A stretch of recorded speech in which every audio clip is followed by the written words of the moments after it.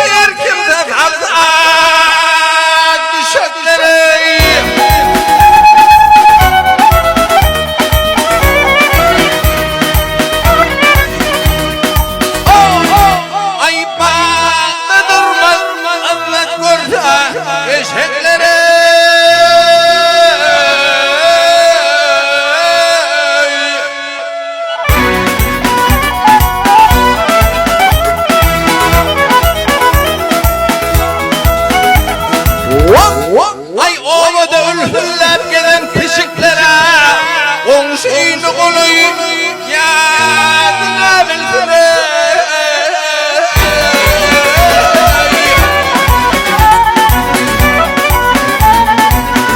Ay makım onu Dolsa anlatır Ruhunu bitirmez eder minneti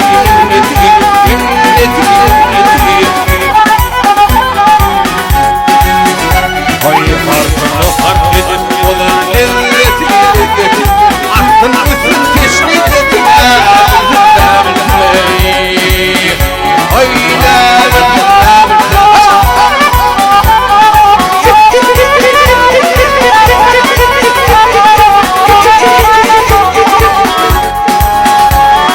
harfını fark edip olur lezzeti Aklın bütün teşnik edip